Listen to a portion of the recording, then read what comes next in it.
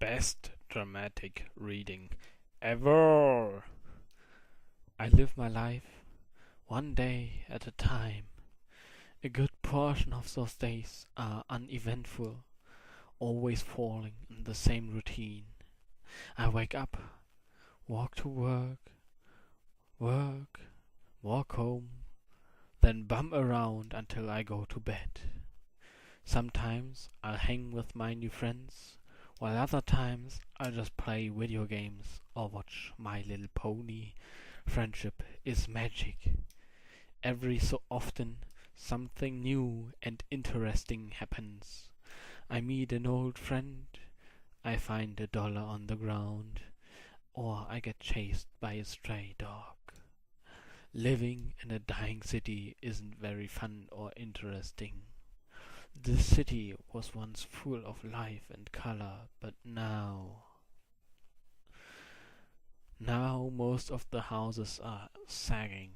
The businesses sit empty and abandoned, and several open fields lay barren of the once great factories that helped drive the economy. I had never seen the city during those times in person, but I have seen pictures. My mother and father lived happily, and they could only wish the same for me growing up. Sadly, I cannot say I have achieved that wish of theirs. I have fallen into the same dull routine. Wake, work, sleep, repeat, blah. I do have some moments of bliss, but the daily struggles I go through outweigh the small moments of joy I have. My Little Pony has helped, but it's still just another thing to give my hopes upon. Every time I see the show of one of the ponies on the fan side, I recoil a bit at the bright colors, the joyful faces of the ponies, and the peaceful scenery of their world. It's so hard to look at the beautiful world, having it so close to my grasp.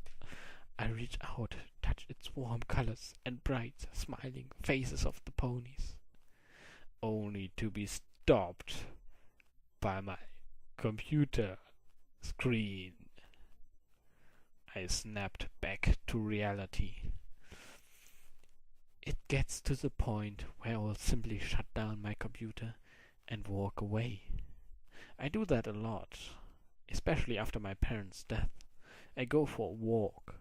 When I feel sad, I walk. When I feel tired, I walk. When I feel like walking, I walk. Walking has become my second life, in a sense. I spend at least half my day outside, along the crumbling sidewalks and decaying suburbs. I've seen people come and go. I've seen buildings torn down, burned up, or have so much graffiti on its walls that its original color is unrecognizable. I very rarely pass any other people on my strolls. Most people don't like to look at their once beautiful city, their homes or former businesses. I don't blame them. In fact, I envy them.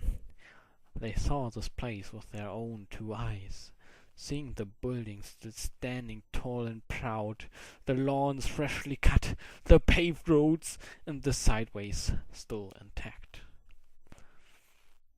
The only thing I've ever seen that even comes close to it is my mother's paintings, each of them colorful scenes of this concrete world. She started painting once everything crumbled beneath her feet, making the sad scenery before her look beautiful. Her masterpieces of an open field that yielded a parking garage. Over it she drew an amazing rainbow. My favorite picture. I guess that is part of why I like Rainbow Dash the most out of all the other ponies. Her colors, the amazing Ronnie Same Boom. All that reminded me of that picture. There have been times I wished I had my own Rainbow Dash, or more realistically a plushie of her, to curl up with in bed.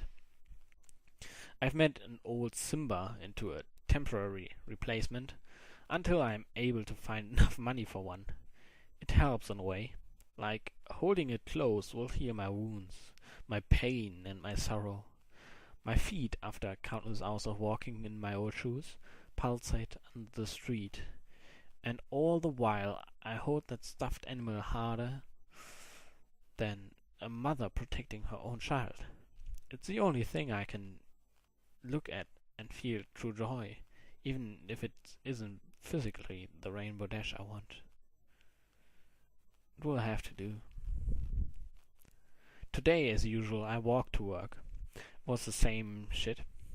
Just a different day, watching the same people enter the store, grab their merchandise and pay, then walk out with bags and tow. My shift ended after several hours of this. I clocked out and started walking home. I decided to use a different route this time for a change of pace, a little something different from the normal path I walk. This part of town was hit the worst. Only a few houses still stand and none of them occupied. This truly a sad sight to see. Then again, it's really the only sight I see. The only sight I'll ever see. Or so I thought. I was stopped by something unusual. A stray cardboard box in the middle of the sidewalk. Now, living in this kind of area, I see trash all the time. Boxes, McDonald's cups, and plastic bags litter the streets of empty fields. But rarely I see a cardboard box that isn't crushed in one way or another. I noticed this particular box because it happened to be in my way. During my younger years, I tried to do what I could for the community. I'd pick up trash when I saw it, or I'd attempt to help my neighbors. It was a losing battle. Nowadays, I'd given up any hope of cleaning the city, much less my neighborhood. Now I just pass the trash by, letting it blow away in the breeze or sit there and decompose. I let what's left of the people in their own things. Since most of them don't care about anyone or other than themselves, why should I be any different? I walked past the box, barely giving it a glance. Nothing about it caught my attention right away. I continued home.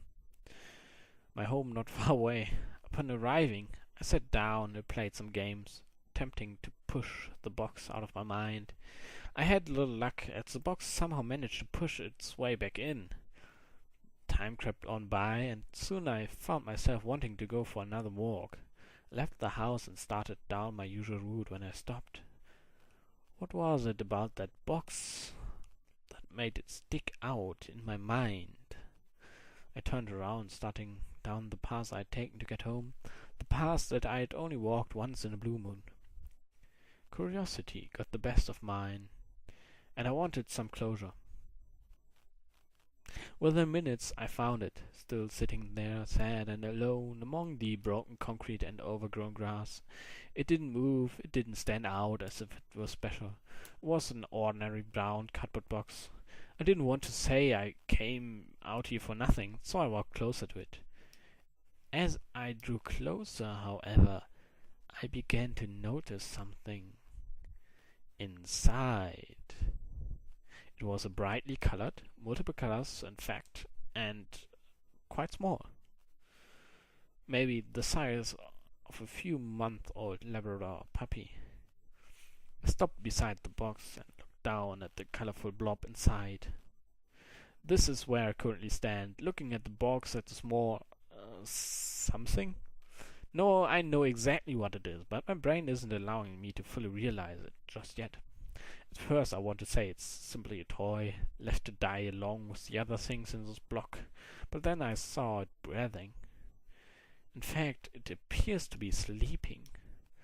My hands are sweating, my breath erratic, and I'm blinking my eyes, trying to refresh my vision.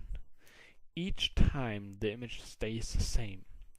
Inside is a sleeping, filly rainbow dash.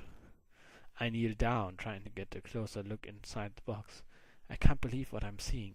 There's not a physical, mental, or extraterrestrial way how this could be here. How she could be in here, in my gloomy, dark, and horrid world. I examine the box further, and on the side in simple pen says, "Give to good home." The first thought that runs my mind is, beside the initial Philly Rainbow Dash in a box, is who would give up a Philly Rainbow Dash? My mind is now a mess of questions. How did she get here? Why is she here? Why is she a filly? Her flank is even barren of her cutie mark, meaning she is indeed a filly. As I stand to stretch my tight legs, I accidentally bump into the side of the box with my foot, and inevitably occurs. The inevitable occurs. She wakes up. She looks around, rubbing her face with a foreleg, trying to wake herself up. At first, all she sees are the brown walls of the box, but then she looks up to me, those large, black eyes, along with the rose-colored rim around them, drive my heart to, as the meme goes, explode. Twice. The sheer cuteness of it all drives me to kneel back down, and I can't hold back a smile. I haven't smiled like this in years. Since the last time me and my parents went out to the only remaining park in this area. Her eyes continue to stare at me, and I step back. I don't know what to say or what to do, but I must start somewhere. "Hi there," I speak, but she doesn't respond. What are you doing out here?" She looks around, then back to me. The more I study her, the more I realize she's really young. Years younger than her Philly appearance in episode 23. She might not even be able to talk yet. That is, if she can even talk in my word. The fact that she is even existing right now has me reeling in confusion. I turn my attention back to her and notice a small shiver in her body. The fall season is here, and it can get pretty cold, especially around mid-September. I'm not sure how to exactly tackle this solution.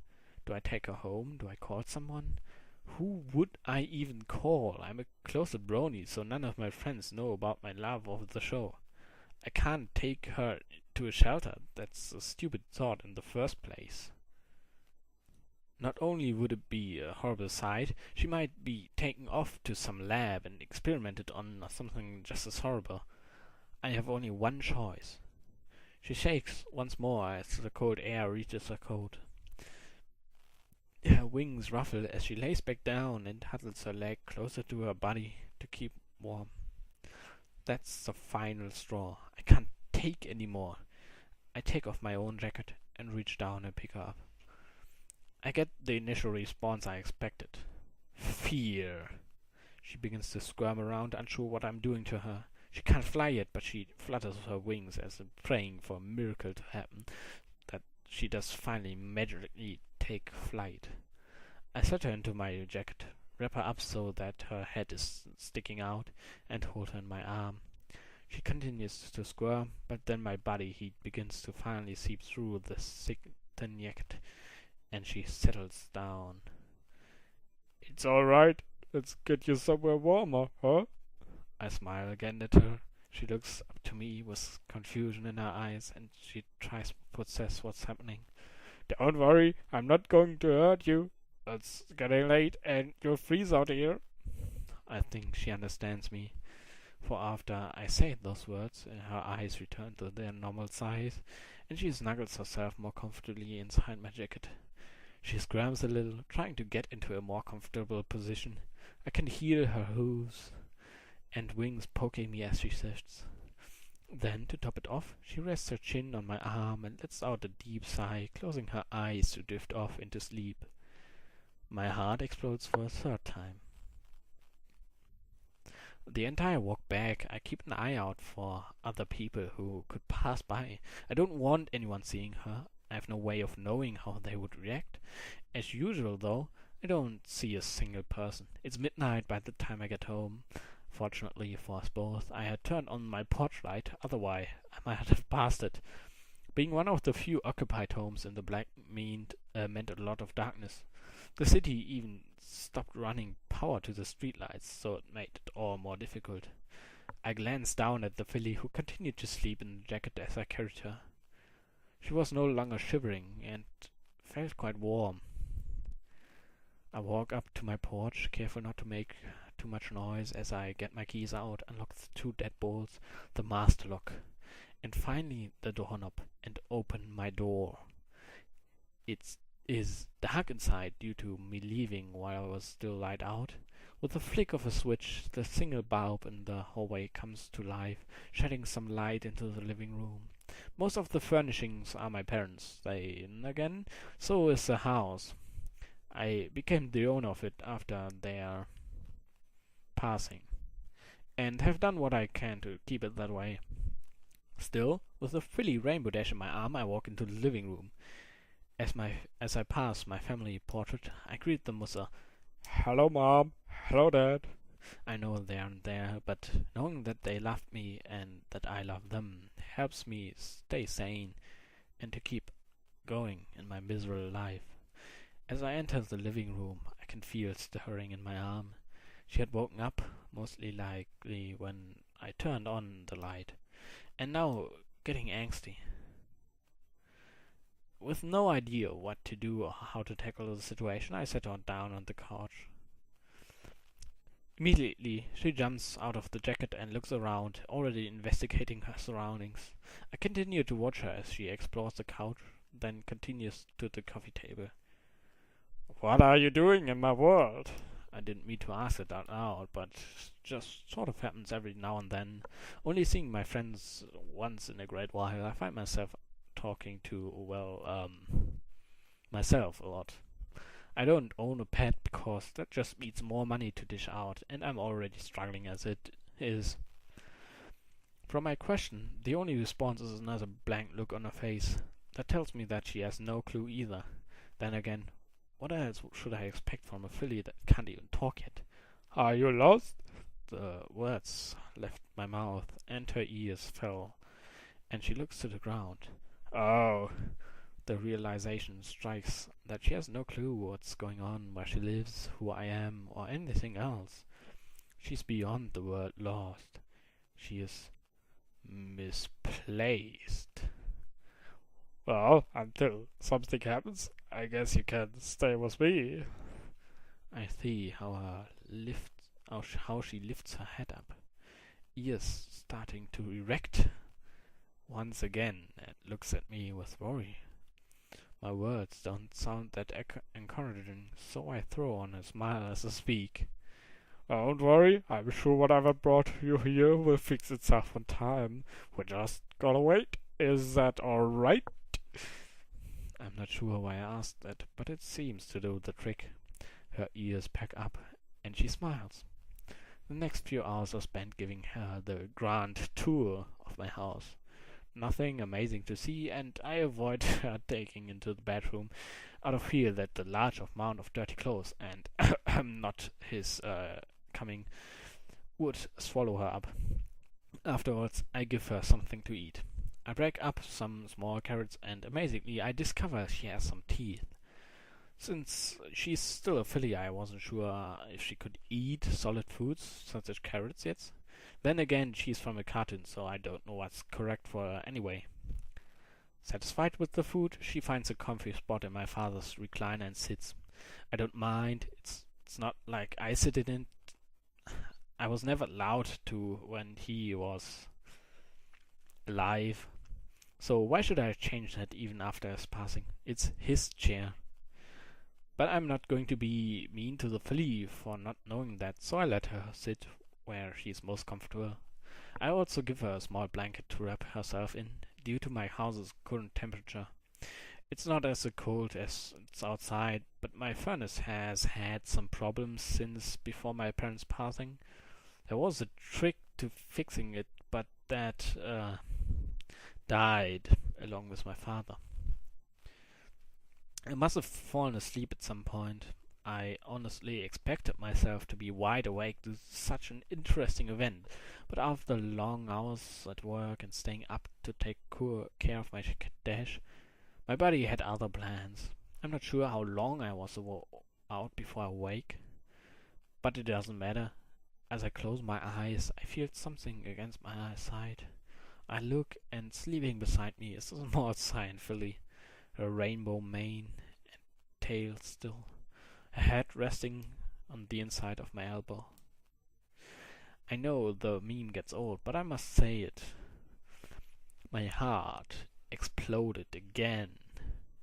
Laying there, sleeping and curled up beside me, had me smiling ear to ear. Her gentle breath I barely heard. The hairs on her mane tickle my arm, but I hold back any movement to itch. The warmth of her body against my stomach warms my already weak heart. Though a moment isn't a long time, it's how long I have wanted a moment like this. My own little pony, Rainbow Dash plushie to sleep with and hold tight. And now I have a real Rainbow Dash, a filly, sleeping at my side, content as though she's known me since birth. Right now, there's nothing else that matters to me.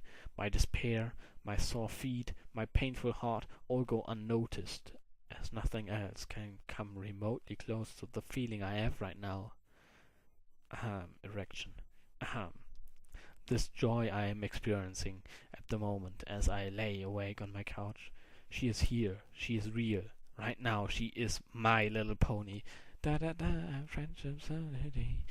She is my little Dashie. It has been only 4 months since I brought the young Rainbow Dash into my home. I've done what little research I could do on the matter, but I have come to no conclusions. I have no idea why she is here, and quite frankly, I don't even care anymore. These few moments with her have been the most amazing time of my entire life. She has opened my heart to love and joy, among other things. Oh, among other things. Oh, you know what he means. Right now, she sits next to me on the couch as I watch television. She seems to enjoy the morning cartoons on the local stations, and I myself have to come to enjoy them. She acts much like a young child. Then again, why wouldn't she? Another amazing feat is that she has been learning to talk. I'm not much of a teacher, or for that matter a parent, but I am doing my best to help her learn to speak and read. I don't know how or even where to begin to attempt to teaching her to write. From the show they did, it was their mouth, but I will let that go for now. Once she's a little older, if I even have her that long, that is, I will do what I can to teach her. It used to be that a year would go by slowly. I will look forward to the next year in hopes of getting a fresh start. Now, though, I feel as if this year went by a little bit too quickly for me. I've decided, since I have no knowledge of her actual birth date, to make the day I found her birthday. September the 17th. Oddly enough, that's the very same date that the second season of My Little Pony Friendship is Magic aired last year. I quit watching the show after Dashie came into my life. There was no reason for me to continue, and honestly, I don't have much time to myself anymore. It would be hard to It would be hard to hide me watching the show, and even harder to explain the situation if she were ever to see it, especially at her current age. She knew her name was Rainbow Dash, but have to come her calling her Pinky's pet name of Dashie, and she has had no problem with it. She can fully communicate with me now as well as read English, and she's even starting to learn how to write. You guessed it, with her mouth. I tried to invent some devices for her hoof so she could write, but it seems writing with her mouth is more natural than moving her hoof around. One thing now troubles me with her. Every day she sits at the window, looking outside. I'm not worried about her being seen by passerbys. I'm on a dead-end street, so that's the least of my worries. Still, though, she doesn't say anything to me yet. I can see the hunger for fresh air in her eyes. I can't keep her in here her entire life. Ha! I keep telling like she's going to be here forever. That isn't true. One day, someday, she will return home. Or there'll be a simple poof and she's gone, or through some magical spell and Twilight shows up and takes her home to fix everything. In my heart, I hope that never happens. In my head, I know it will. It's just a matter of when. I do hope to get her outside soon. I've been checking out some of the abandoned lots and former parks and my walks, and from work seeing where the best location would be to take her. Oddly enough, it seems that the park I had played at growing up is the best option. That shall be it then. I shall take her to the park. How will I get her, though? She's still relatively small, so that can be hidden inside a jacket or something. Tomorrow is supposed to be a nice day anyway. She did it.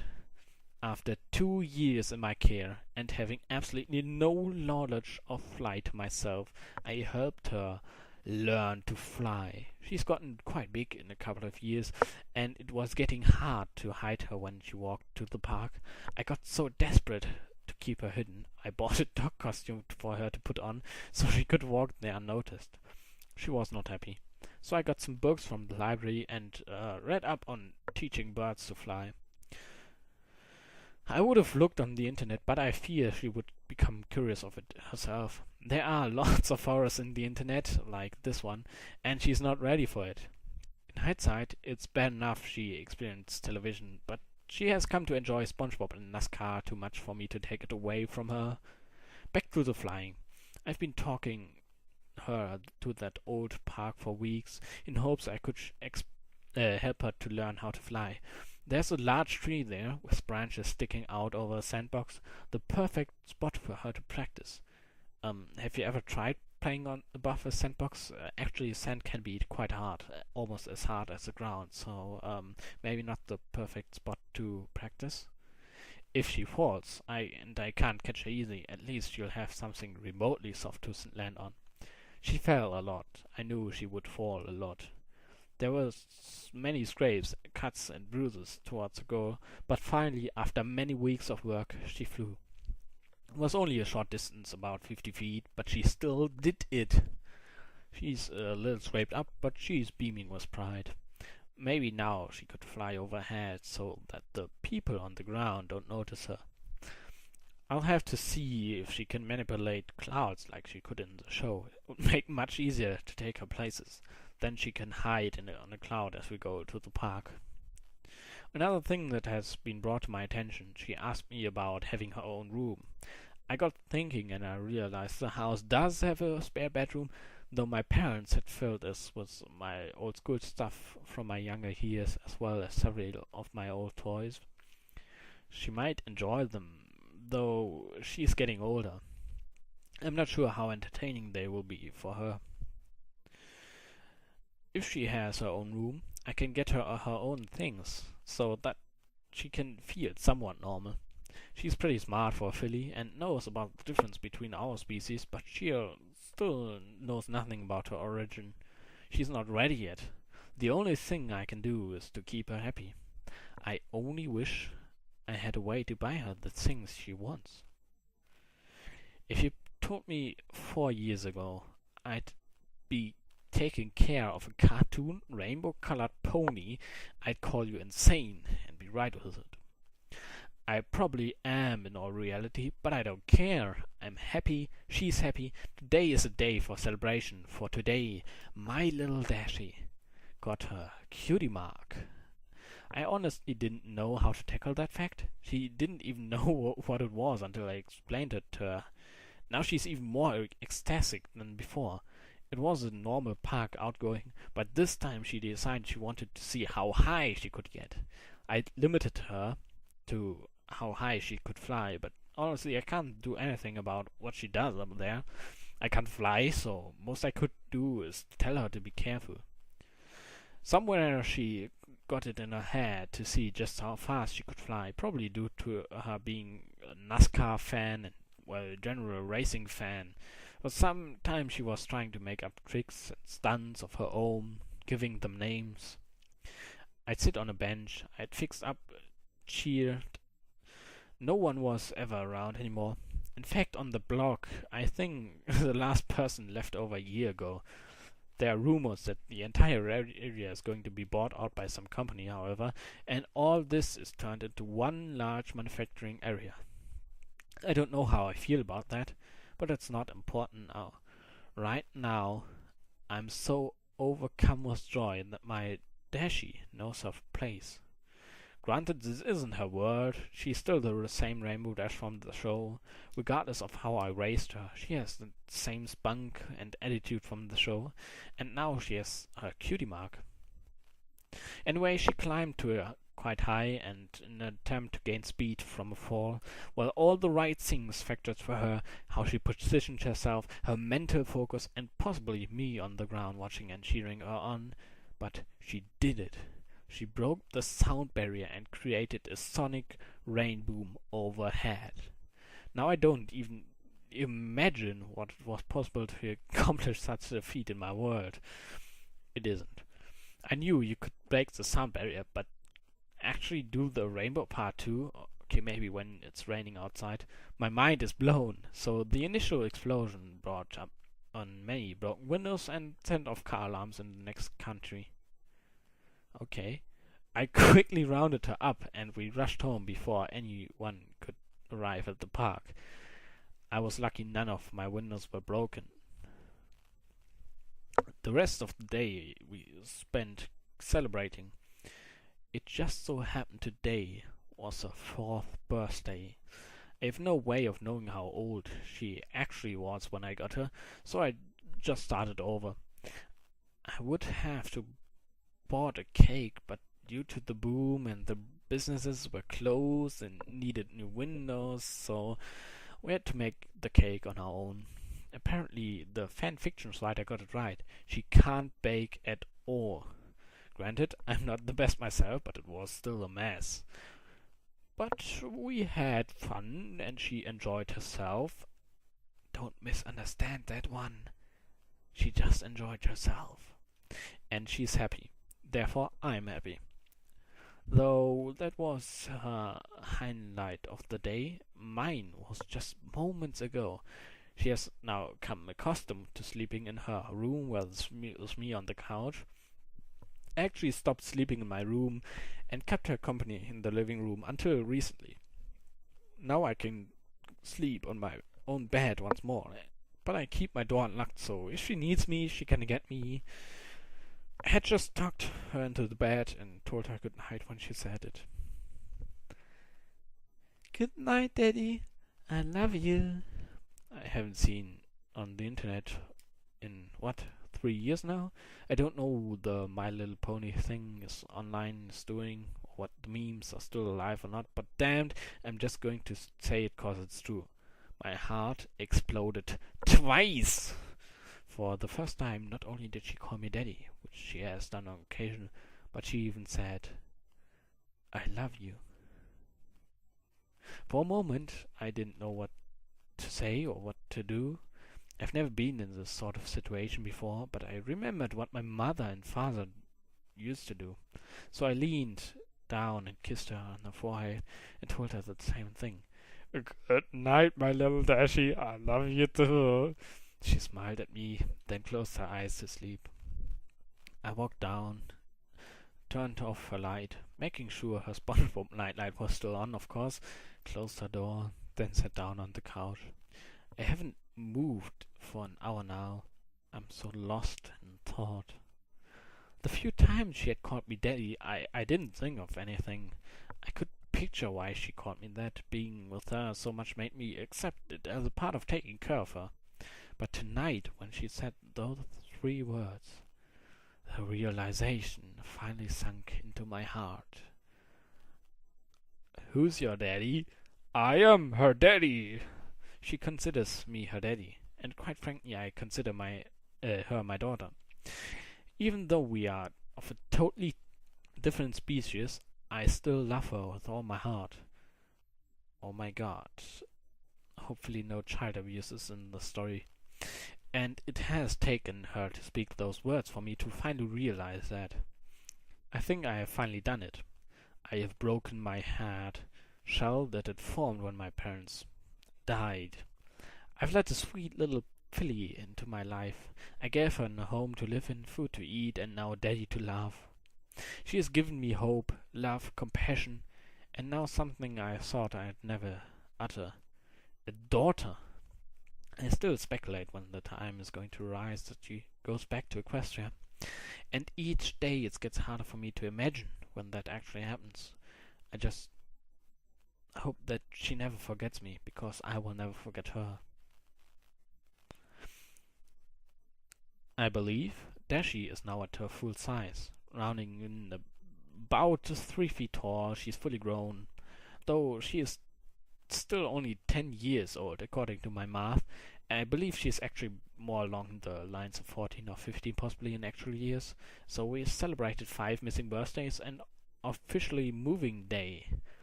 That's right, moving day. We moved from my parents' house, thanks to me finally saving up enough money, plus getting lucky on a casino, because she's a fucking player, and you should never try that at home, because getting lucky at a casino is like total nonsense. We bought a nice house and 100 miles away from the city. It's got a lot of open land. There isn't another house within 5 miles, and it's just me and her. Like, seriously, what the author thinks, like, that you could be really lucky in a casino, you always lose. The bank always wins. Like, there's no being lucky in a casino. Like, even if Rainbow Dash somehow influenced him, like, totally out of the fourth wall, like, yeah, you are the master of luck now, he could still not win in a casino. Like, the chances are so low, and the win expectancy is like minus 200 euros or something like that, so it's really not anything to look forward to. Like, lucky at the casino is like the complete opposite of what reality is. But maybe she changed reality too by her appearance. Okay, back to the story. Now she can fly around all she wants, whenever she wants. She is truly happy, and though she doesn't miss the old park, it's gone now, along with anything else left in the area. A large business bought the land, flattened it, and built a large factory there. It was an amazing boom to the economy, and people are staring to build homes again. I'm glad, but it just wasn't for us. That amount of people would hinder her going outside, and I'm not going to force her to stay inside all day unless it's raining out. I've gotten a new job, one that pays much more than my old one. Dashie even talked about getting a job, but then she remembered what I had told her. The look on her face was heartbreaking. We were enjoying the cake we made again, which I must add, we have improved upon the skill when she brought it up. I jokingly said she can't do to her being a pony, and I laughed. She remained silent. My God, I'm horrible. I just laughed because my daughter is different. I apologize for ours, and even though she says she understands, I know she is still hurt. Luckily, I have a way to fix this. Due to the sheer size of the property, it involves a lot of cutting grass. Tomorrow I modify a lawnmower for her to use so that she can have a job. I'll even pay her so that she can buy her own stuff if she wants. Though I'd have to get it for her, still, she can actually say that she worked for something. According to the show, she was a weather pony, and I don't have her math with a mother's nature until it's a dire emergency. So there's really no job for her to be had. I still can't believe I've had her for 10 years now.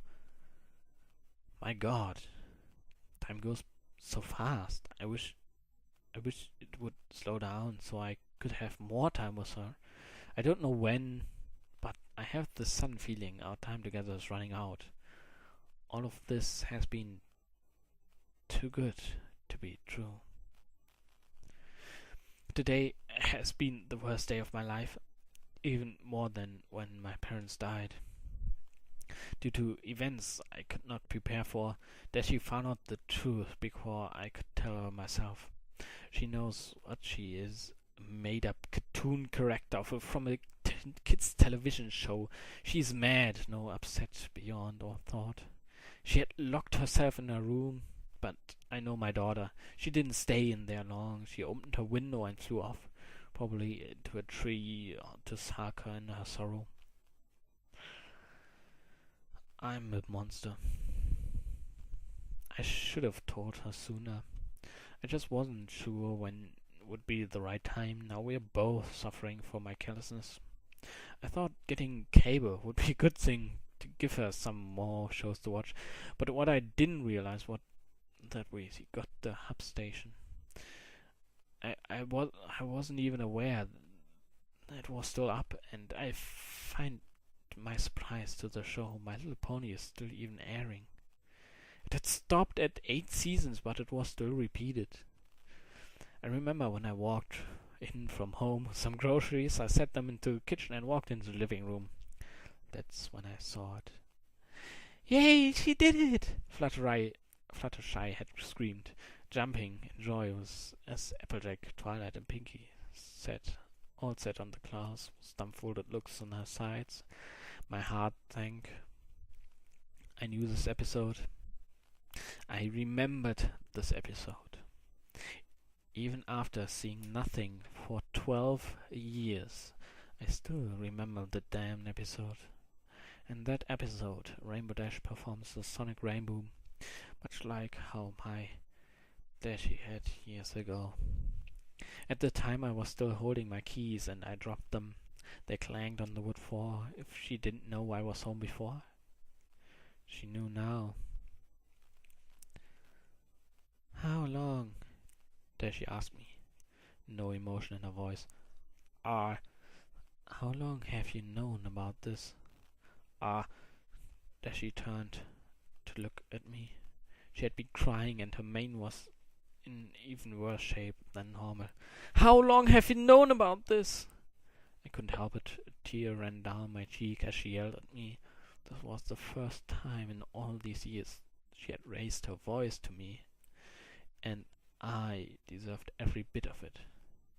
Okay, he's a bit of a masochist. So I sat down, turned off the television, and told her everything. I told her about the show, about finding her, and answered any other questions she had for me. There were a lot. Most of them stemmed from the show, to which I simply told her that what I truly believed, that though she's the she's the Rainbow Dash from the show, that she herself is a different pony from the cartoon. I tried to explain it to her, but her bull-headedness took over and continued to lash at me. I took it all, I deserved it all. I've been keeping that horrible secret from her for far too long.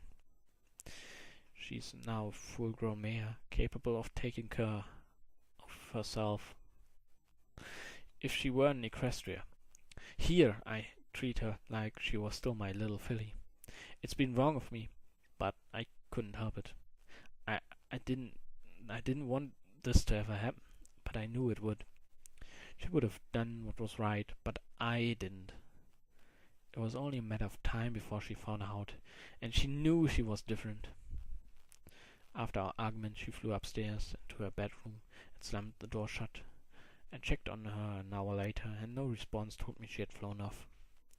I can only hope that she comes back, or at least if she doesn't, she stays away from other people.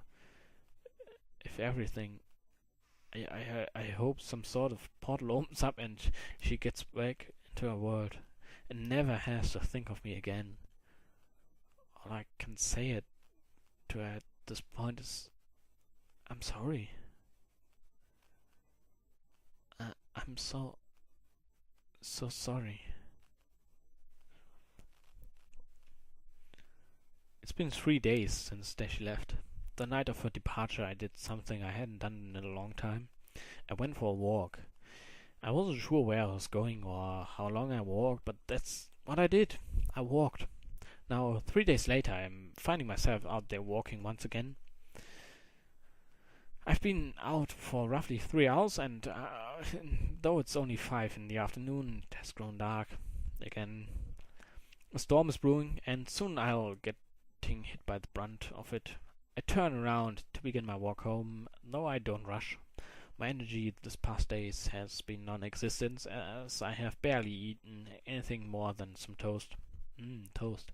I feel lost as I walk through the woods that surround my home. No, our home.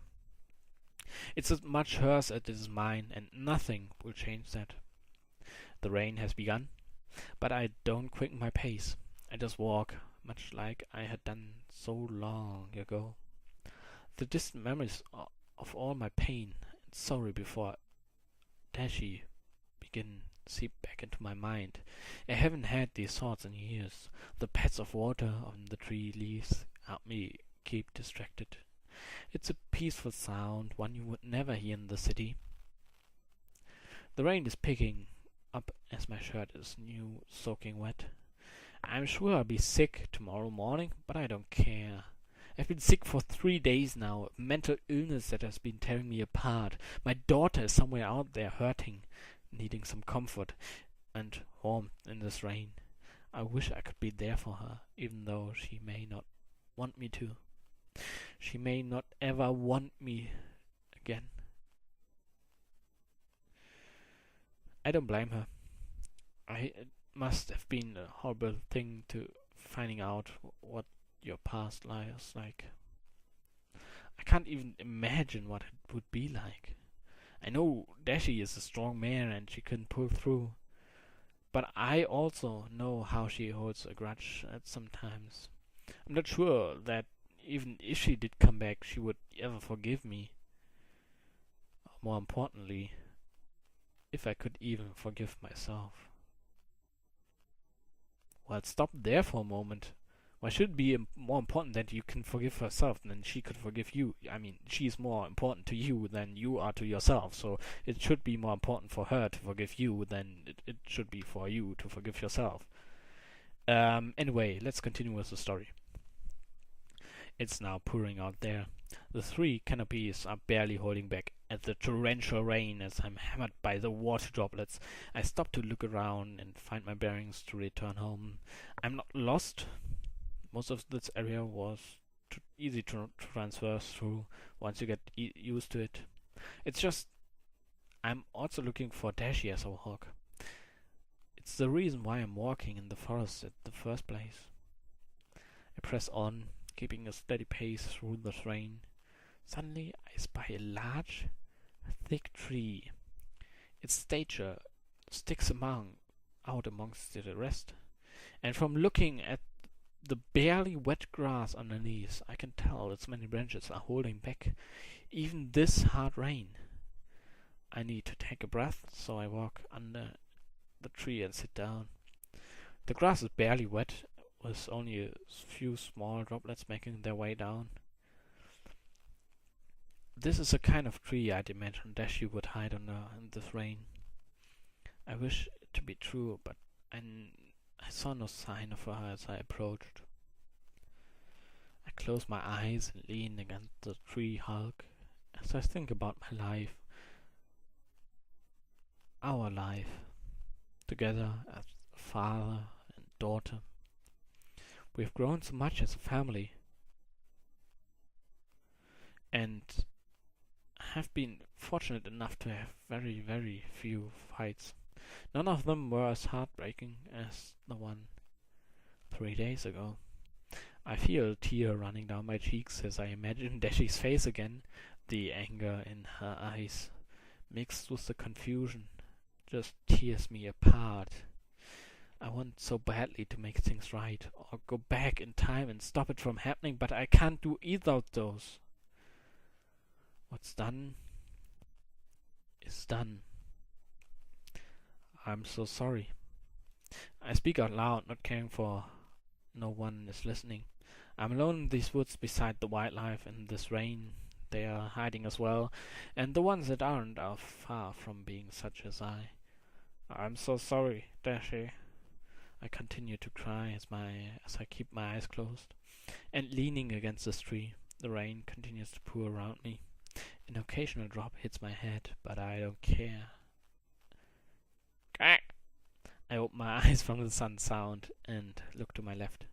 I'm shocked at what I see before me, looking at me with teary eyes herself. Dashie. My little Dashie. Covered in burrs and tree sap along her mane and tail, is standing a couple of feet from me. She is wet, with both rain and tears. I hadn't heard her approach. Then again, being a Pegasus was very quiet and light on her hooves. She doesn't speak, and instead walks over to me, not caring what noises she makes on her hooves. I don't move. I just sit on the ground and watch with my own wet eyes. She looked so horrible, and yet so beautiful at the same time. Her coat would need a good cleaning, but that was the least of my worries. Without a word, she sits next to me, not making eye contact as she looks off into the woods. I can only look at her, wishing to hug her tightly and never let her go again. Never let her go again. But I hold back, knowing that it would be too sudden. Finally, she is the first to speak. I heard you. Her voice then got quiet as she whispers, and I'm sorry too. I simply smiled through my tears. Her stubborn attitude was still showing as always, and she had always had difficulties apologizing. Dashie, you have nothing to be sorry about. It was my fault, as simple as that. Seems my point doesn't get across, and she finally looks at me with a sorrowful face. Dad, do you still love me? Now's the time to act. I reach over, grab her, holding her in a tight hug, and kiss her. Of course, Dashie, I've always loved you. I still love you, no matter what. Not even a small fight such as ours could ever change that. She returns the hug as we sit there and cry together. We continue to apologize, me for the truth and her for raising the voice and storming out. After some time the rain subsides while we remain under the tree. Dad? Can we go home now? I need a shower. Bad. I let out a chuckle, and she is too lost as I stand. We make our trip back home. She's smiling again. I am too. I've been giving it some thought, and I think I shall give her birthday present a little early. A ticket to the Indy 500. Yes, I am talking her to the Indy 500. She can simply sit on some clouds and watch while I am in the stands. I didn't even have to get her a ticket, but she seems sort of a reminder to her visit. I'm sure she will have a blast, and though I don't expect this to make everything right, it can only hope to cheer it up. Well, sometimes I'm sure she will relax and settle down about her being in the cartoon. She's a smart mare, and she knows she's real and not that made-up pony from the cartoon. I can only help push her to believing that, and hope she does the same to me. There's a point in every parent's life when they have to let their child go. Whether it be for the better or the worst, it must happen at some point.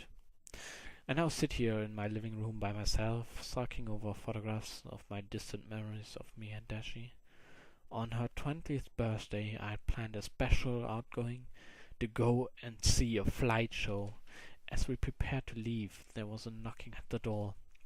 Never in the years we have lived there and anyone knocked at the door.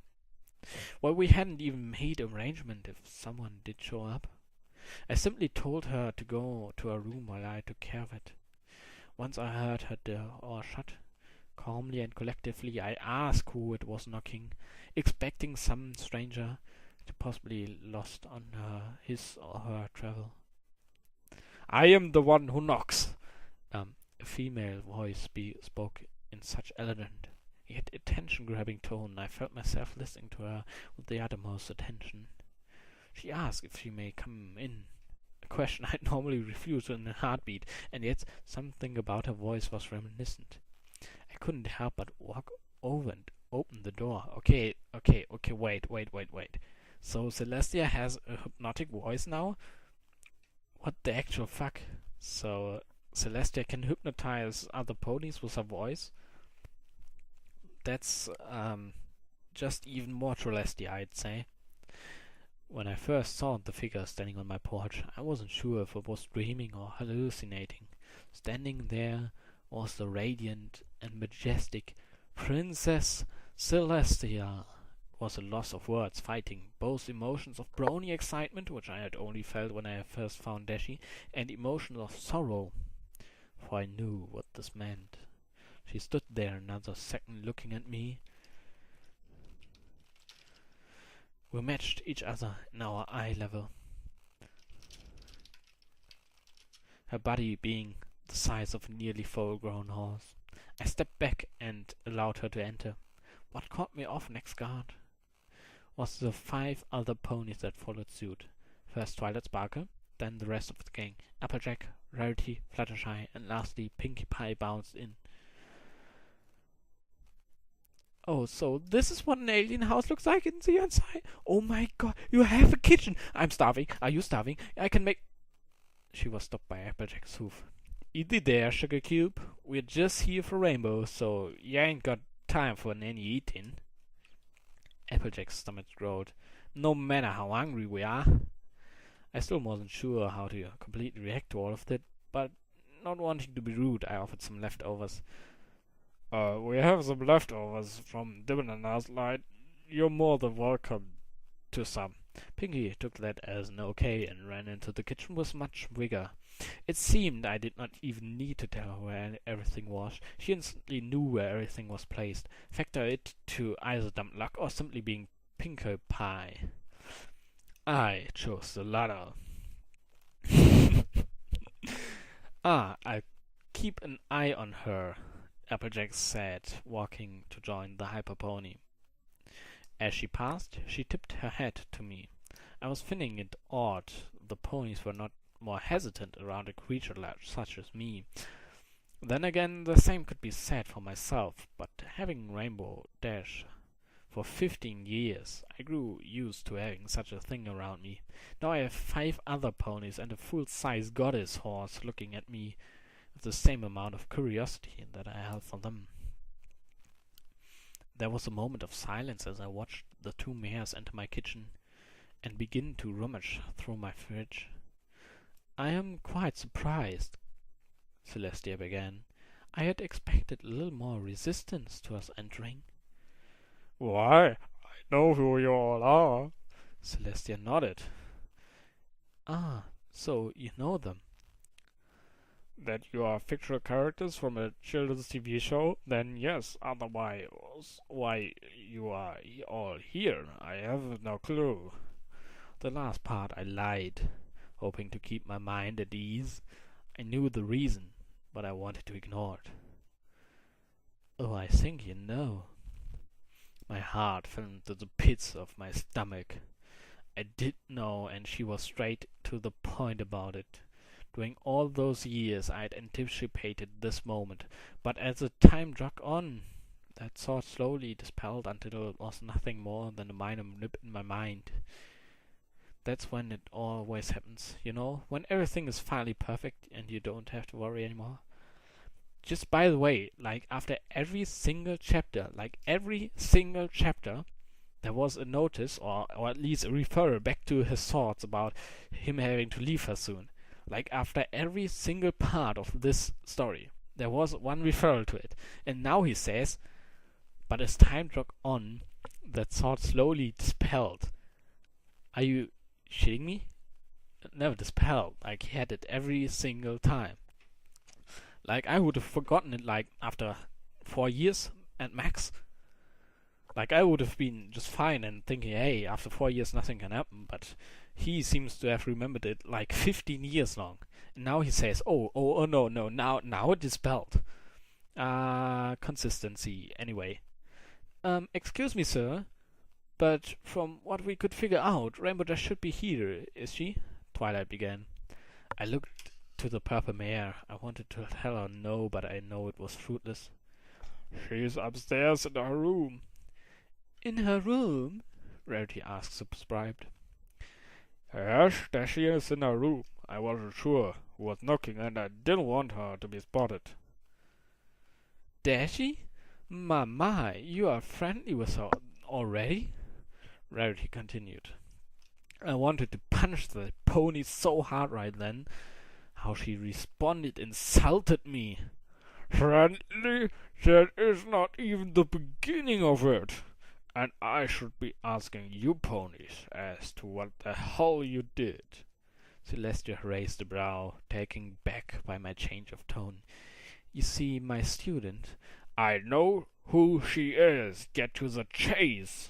I was very short with her. As furious as I was, I wanted to know why they sent Dashie as a filly to some other world. Twilight bit her lip as her teacher continued. Yes, of course. She was working on a spell to help the weather team with some storm development. Wow. Well, they made it slightly too large of a storm, and when Twilight used her magic to try and dispel it, it shot a lightning bolt, meeting her magic. Rainbow Dash was unfortunate enough to be within the reach of the blast, and it engulfed her and sent her to, well, here. So, we are here to retrieve her. Simple enough, I'd imagine. Before I could answer, Dashie called from the bedroom. Dashie called from the bedroom. Dad, is everything all right? That second, my heart stopped beating as I looked from pony to pony.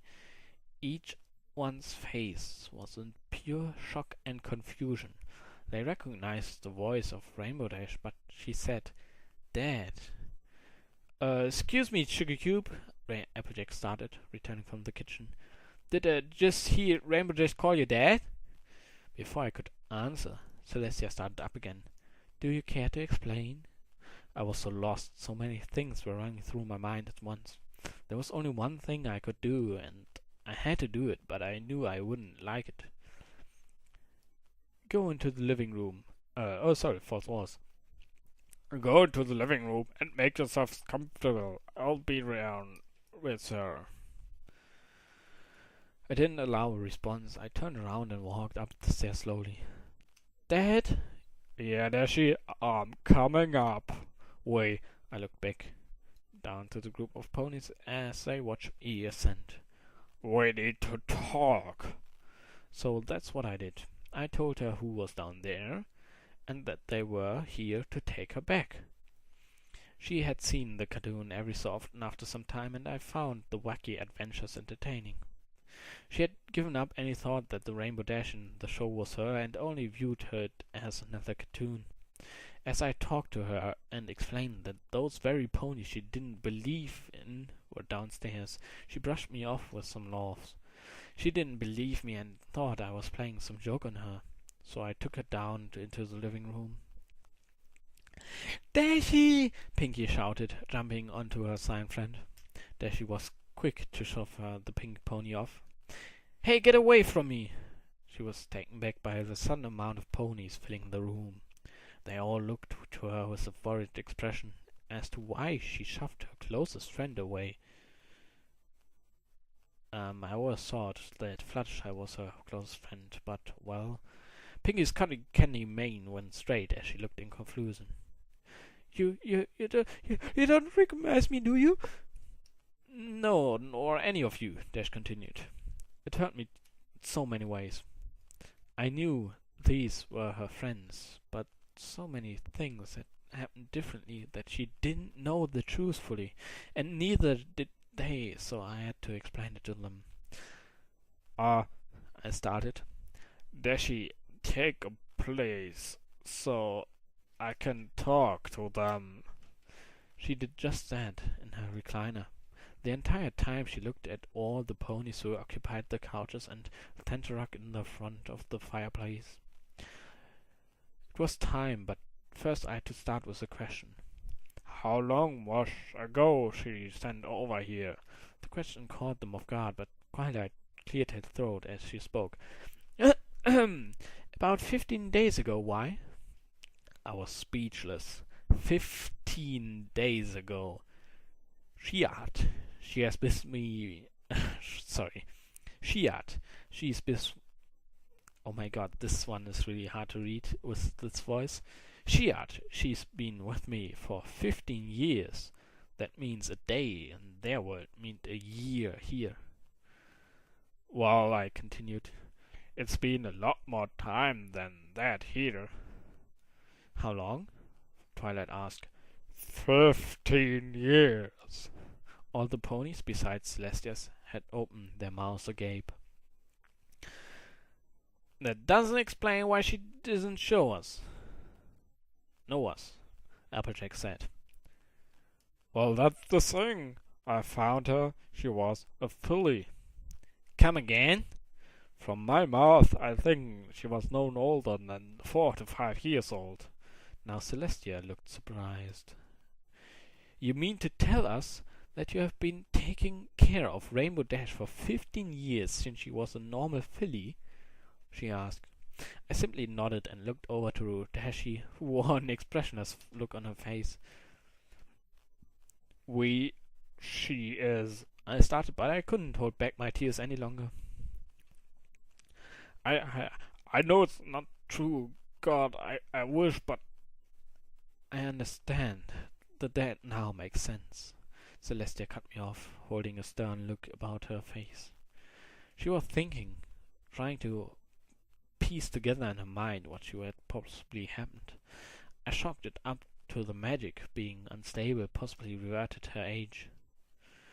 For a few moments it was quiet besides the breathing of 7 ponies and myself. Finally it was Dashie who broke the silence. So what's supposed to happen now?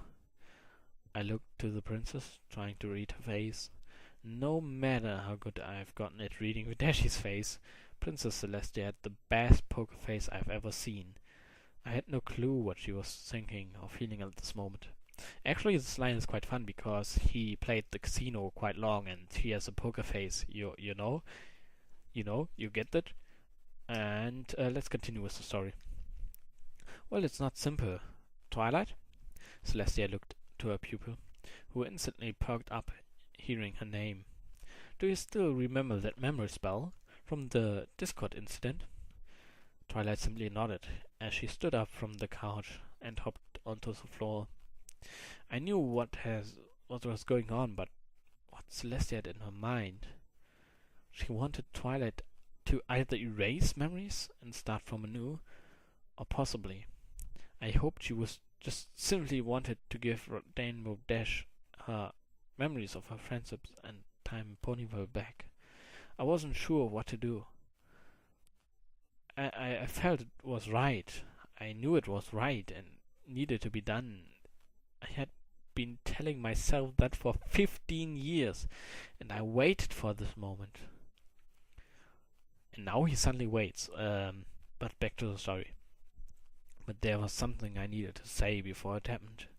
These ponies were going to take my Dashie away, and I had some words to speak before that could happen. No, wait, please, I started. Twilight stopped and looked into the sun goddess. Just give me a moment, will you, please? All I asked... What? Oh, well, this was awkward. Okay, let's try that again. No, wait, please, I asked. Twilight stopped and looked to the sun goddess.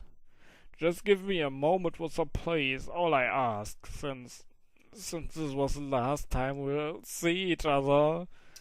I had given up holding back my tears, and at this point I was openly crying. Pussy. The ponies could tell I was hurting, and Dashie didn't look to be faring too well either. So figuring it wasn't too good to prolong the inevitable, I walked over to the chair Dashie sat in, and knelt down to meet her eye level as I spoke.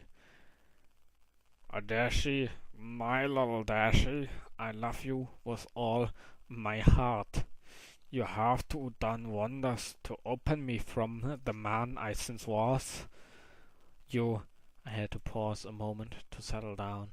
You have brought me so much joy in my life that I can't possibly ever thank you for. At this point, Dashie had begun to cry. That only made it worse for me. Those 15 years we had together, talking, playing, flying, all these have been made so special to me. I just want you to know that I will never forever love you. It doesn't matter if we aren't biologically related or of different worlds. I don't care what you may think ever of me, or if you ever even remember me. But right now, you, my Dashie, I want you. Oh my god, this really is taking a sexual innuendo. I poked her on the chest to physically show I was talking to her. Why ever someone would do something like that? To know that fact, if there is ever a problem that happens and you need me, don't hesitate to find a way to get me, okay? I tried to laugh, passing the... Yep, that went well. I tried to laugh, passing the last part off as a joke. It worked, only slightly, as we both continued to cry. I could also hear some sniffling coming from behind me. I could only picture Pinkie Pie crying, much like she had done at the end of the second episode in season 1 after Luna and Celeste had been reunited. Do I have to go, Daddy? It had been a few years since she had actually called me Daddy. Most of the time it was simply Dad or Pops. It felt good knowing she still cared for me enough to call me Daddy, much like the first time she had said it to me so many years ago. I simply nodded my head as I stood up. Before I could fully grasp my balance, she jumped onto me and hugged me tight. I could feel her tears on the back of my neck, and I returned the embrace. It's your actual home, Dashie. You don't belong here. I need to go back where you belong. I belong here with you. It hurt so much to say, but I had to keep her convinced that this was the right thing to do. No, you don't. You are limited here, only able to fly around the house. You have no friends or other ponies to relate to. It was only taking care of you until this time would come. I never thought it would be this painful. It remained quiet for a few more minutes as we held each other tight. She didn't fight back or want to resist what was happening, which told me she knew as well what must be done. I love you, Daddy. I love you too, my little Dashie. We separated as she lowered herself on the ground. At this point all the other ponies had tears flowing. Even the goddess herself had tears of pure sunlight falling down. I just made up that part. She had seemed quite smug about knowing what had happened, the time difference and such, but it was evident that the age difference was a shock. She most likely had expected to find a 35-year-old Rainbow Dash, but instead found my 20-year-old Rainbow Dashie. Twilight stepped closer to Rainbow Dash, sniffling once more before her horn glowed. I knew what was coming. It hurt so much. But I knew it was right. It was what had happened to her, for her friends. And in some twisted way, even for me.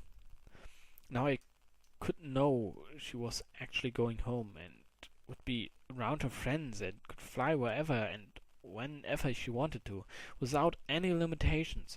She could enjoy friends' company once more.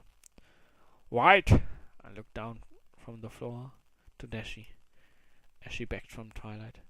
Before I go, I want to get something. Before any pony or myself could protest, she flew up to her room. She was quick and returned with a shoebox in her front hooves.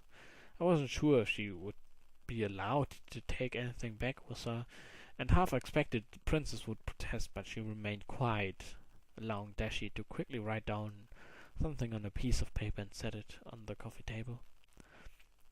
She looked back at me, still crying, but with a smile on her face. I knew she had realized this was how it must end, and I knew as well. The box, from my guessing, was probably her most cherished item that she had kept. For if she had to leave, though it hurt me thinking about it, I hoped she had a picture of Boss Bose. Then again, I also hoped not, for she would be forced to remember a world away, and that hurt just as much as everything else. I'm so sorry, Rainbow Dash, Twilight started. I honestly wish there was another way to do this. I wish I didn't have to do this, but I can't, Dashie started. Can't you come with me?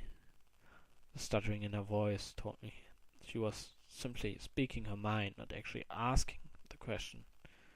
Twilight shook her head, unable to keep eye contact with her friend as she cried before her. Rainbow Dash, Princess Celestia started.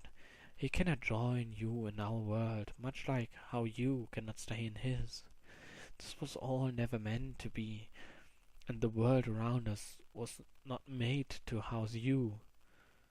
And yet, Celestia looked to me smiling, then began to look around in our living room, all the photos of us together and her knickknacks and belongings strewn around the room. And yet something beautiful happened here. Something I cannot explain in full. When I realized where you had ended up, I expected the worst. I figured you'd be ruined, tainted, and tarnished from this world's cruelty. But now I see that it's quite the opposite. That here, this man has raised you, shows me that you were in good hooves, or hands, as it were. Dashie sniffed once, beginning to calm down as Celestia's work sunk in. Celestia then returned to looking at me, smiling. I cannot speak for you, but from what I see in front of me, the amount of love you both share and have shared together tells me that you raised her as if she was your own. Even with the obvious differences, you still raised her unbiased as to her species, her origins. Raised her as your daughter, which only makes this entire ordeal so much worse. I absorbed her words, as well as the other ponies in the room. So, I must say to you, dear sir, please do not hold my student accountable for this. It was never her nor any pony else's intention to cause this much hurt to either of you. If you must blame some pony, I would ask you to blame me. I am the one that helped bring them here, to take Rainbow Dash back to her home, away from here. I just couldn't look at any of them. My heavy breathing breaking down with sobs. My mind was going on her own, thinking back at all the things Dashie and I did together. I took a deep breath as I spoke. Just how could I blame some pony for sending Rainbow Dash here? I sniffed, then I cleared my throat as I continued. I nearly choked up as I searched for the words to express myself. These have been the best 15 years of my life, so if anything I feel quite the opposite. I wish to thank you, Twilight, and the rest of you. Thank you for what you did, though not intentional. Thank you for all that have come out of these. And finally, thank you for all my years, my life, and my love with Dashie. I tried to smile at Twilight between the sobs, but she looked on the edge of tears herself and could only look away before she cried herself. Celestia then stood from the rug she laid on and walked over me as I stood. Oh, I hope that was like the rug of the coat of a tiger or something. Okay, back to the story. There. No need for thanks, good sir. Instead, I wish to thank you for taking care of one of my little ponies. this had to come, didn't it? Like it had to come. It just had to come. She would have never made it without someone much like yourself. Celestia closed her eyes and then leaned her torn inwards to me. I didn't move. It wasn't sure what was going on as she touched her horn to my head. I felt a sudden warmth rush through my body. She drew her horn away, still smiling as she stepped back. Thank you. Then another pony spoke up. Thank you, sir, Twilight added, finally able to speak through her tears. Thank you, Applejack said. Thank you, darling, for caring for a rainbow, Dash, Rarity spoke. Thank you, Fluttershy quietly said. Thanks! Pinkie shouted as she sprung up and hugged me. I couldn't help but laugh a little from her extrinsic attitude, but I yet the rumors on the internet were true. Her mane did smell like cotton candy. I remained silent as I nodded, then looked back to Dashie, who also wore a smile on her face. The ponies all returned to Dashie as Twilight's horn began to glow once more. Are you ready now, Rainbow? Twilight asked, returning to Dashie and starting a magic. She simply nodded as she closed her eyes and awaited the inevitable. It seemed time slowed down as Twilight's horn approached Dashie's forehead. My mind began forcing random memories of us together.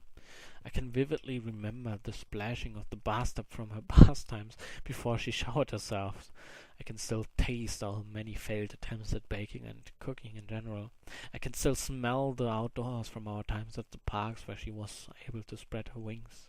There were so many memories that I simply had to shut off my brain so I could keep myself focused on Dashie. A single tear ran down her left cheek as I could see her eyes moving under her lids. Her mind was doing the same thing as mine was, forcing our fondest memories all at once, for this would be the last time we ever saw one another. Finally, Twilight's horn touched Dashie's forehead. There was a bright light, and when I could see again, they were all gone. All the ponies had disappeared. All the single ponies? Through my tears, I sighed in relief. It felt wrong, but it also felt right. She was now the normal Rainbow Dash that belonged to Ponyville. I stood in the living room for several more minutes, just staring blankly at the empty floor that Dashie had been standing on at just moments before. Then I looked around in the room and took notice of my surroundings.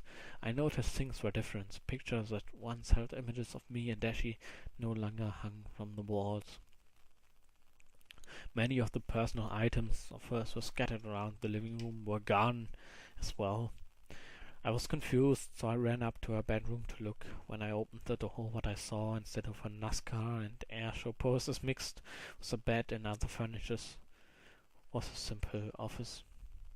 A cheap desk with a computer in it and an ugly-looking plotted pen. It took me some time to digest what I was experiencing before I realized what must have been happened. It made sense, but it still stung me in the chest to make sure nothing happened between worlds. Celestia must have removed any existence of Dashie being here. Being with my 50 years, 15 long years, all down the reins as her existence was wiped from the planet.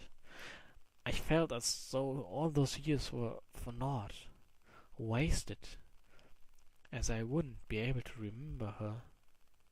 And yet my memory still lingered of her. I could remember everything as if it was still as vivid as when it had happened. Then the thought clicked. She did something with her magic when she touched me with her horn. Did she protect my memories so I would remember her? Had she done the same for Dashie? I walked downstairs and into the living room while I thought. On the coffee table I sat a book. I recognized it. It was my photo album. I sat down on my couch, opened up the first page. There was my mother and my father with me shortly after I was born. I continued to flip through them, looking at my own past.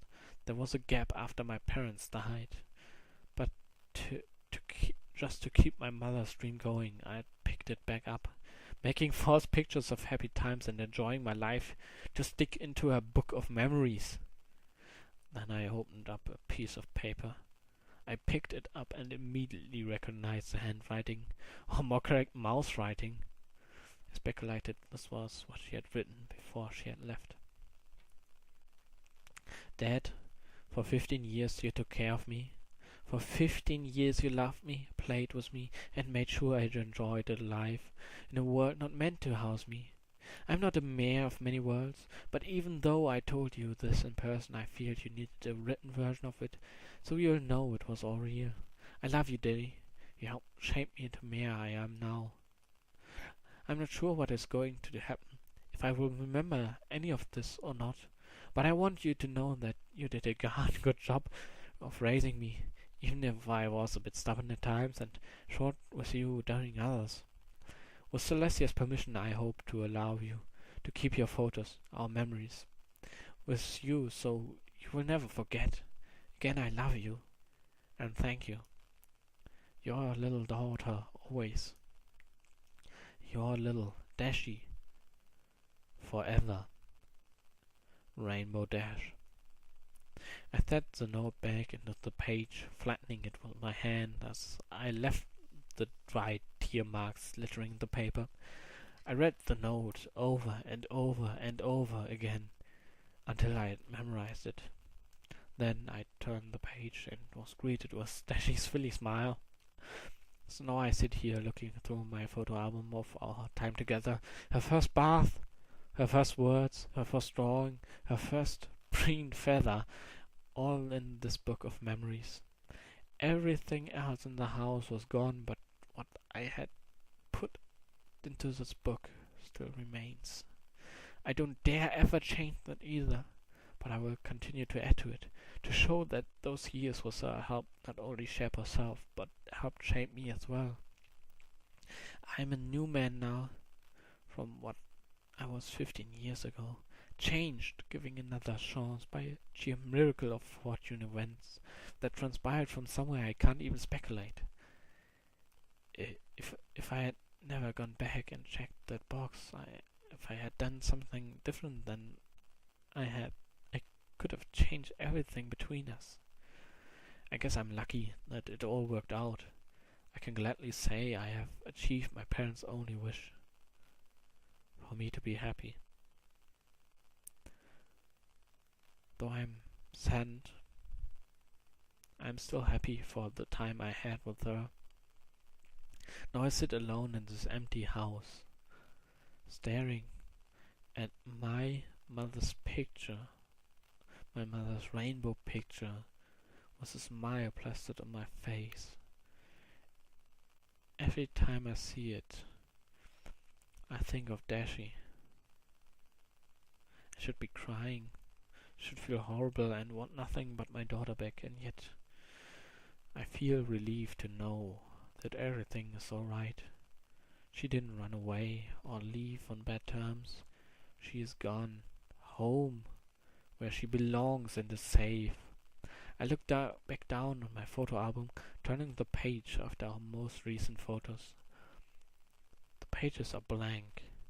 I still have a lot of life ahead of me, and I plan to make the best of it for myself, for my little Dashie. The end. Okay, I have no idea how you actually made it, like through 1.5 hours of me just reading complete nonsense with complete nonsense voices. But if you have done it, I am very proud of you. Like, you are the master of listening to nonsense, and you should be granted an award. I chose the story, by the way, because I had nothing else in mind, and I just wanted to read a story, and I kinda didn't expect it to take, wait, let me check again, 1.5 hours. Like, holy crap!